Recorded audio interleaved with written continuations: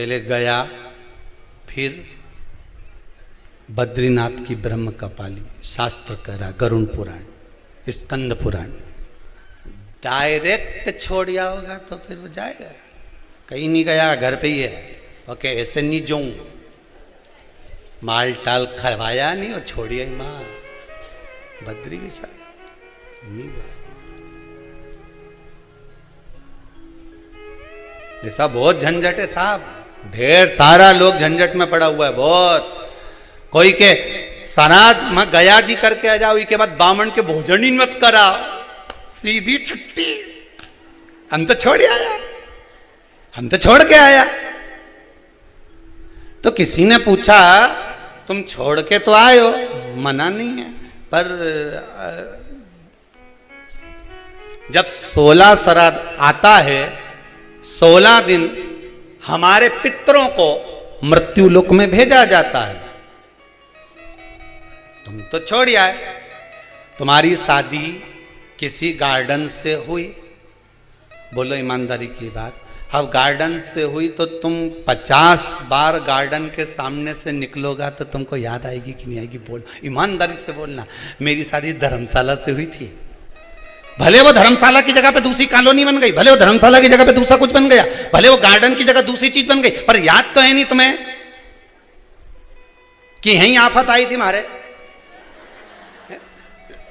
ध्यान में तो है कि इसी गार्डन में मेरी शादी हुई थी, यही धर्मशाला, इसी धर्मशाला में मेरा ब्याह हुआ था। ध्यान में है कि नहीं? जितनी बार निकलोगे तुम्हें वो धर्मशाला याद आएगी, जितनी बार निकलोगे तुम्हें वो गार्डन याद आएगा, जितनी बार निकलोगे तुम्हें वो नजर आएगा कि यहां मेरा विवाह हुआ था, यहां मेरी शादी हुई थी।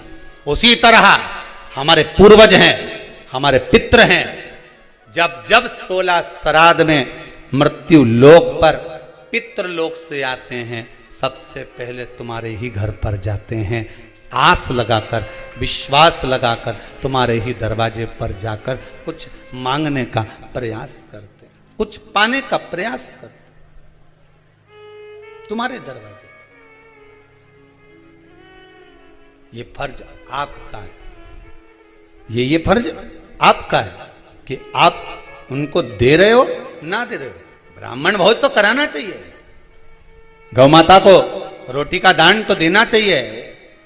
शिव महापुराण की कथा यहां तक कहती है, समुद्र मंथन के समय पर देवता राक्षसों ने मिलकर जब मंथन किया, सुमेरु पर्वत को लेकर शेषनाग की नेति बनाकर जब मंथन करना प्रारंभ करा, मंथन करना जब प्रारंभ करते हैं, उस समय पर सबसे पहले अगर कुछ निकली है तो गौ माता निकली।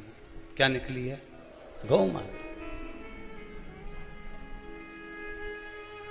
कारण, गाय को निकालने का कारण केवल इतना था कि गाय का जो दूध निकलेगा, मंथन में जो विष निकलेगा, उस विष को जो पिएगा उसका कंठ जलेगा, और उस कंठ की जलन को गाय का जो दूध है वो जलन को रोक सकता।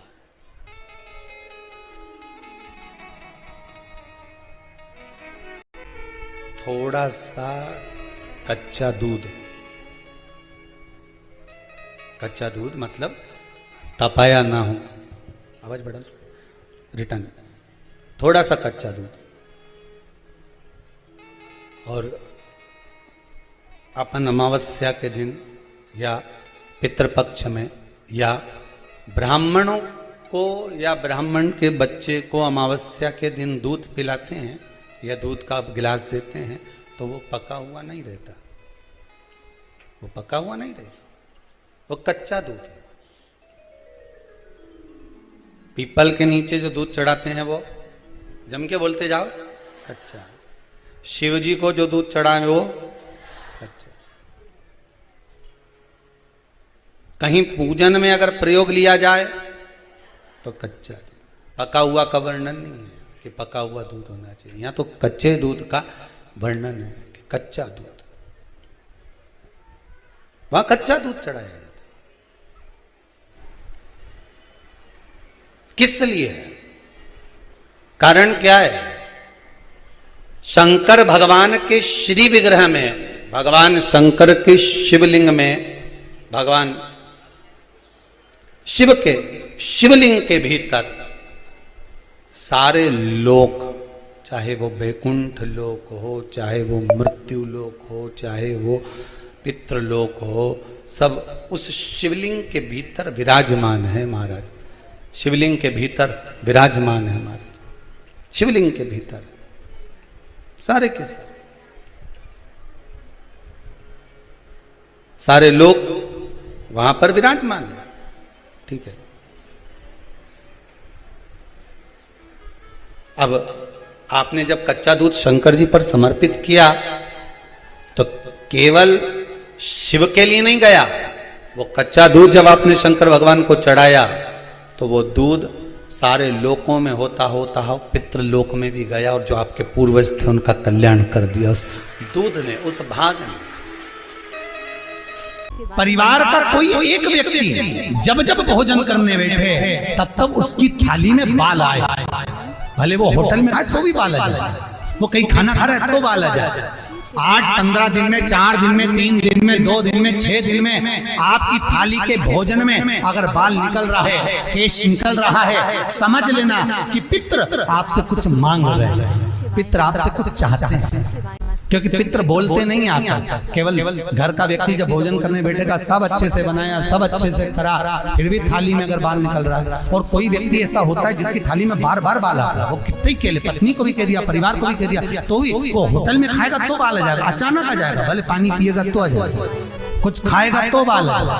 8 दिन में, 15 दिन में, 6 दिन में उसके भोजन में बाल आएगा ही आएगा। समझ लो पितृ कुछ कहना चाहता, पितृ कुछ बताना चाहता, कुछ वर्णन करना चाहता। घर में अगर आप उससे भी नहीं समझ सकते तो घर में बैठे बैठे एकदम गंध आने लगे, 8 दिन में, 4 दिन में, 6 दिन में, ना जाने कौन सी गंध की बदबू सी आ रही, कोई गंध आ रही, कोई सुगंध सी आ रही, कोई गंध सी आ रही। समझ लो पितृ की छाया पड़ रही है, पितृ कुछ मांग रहा है।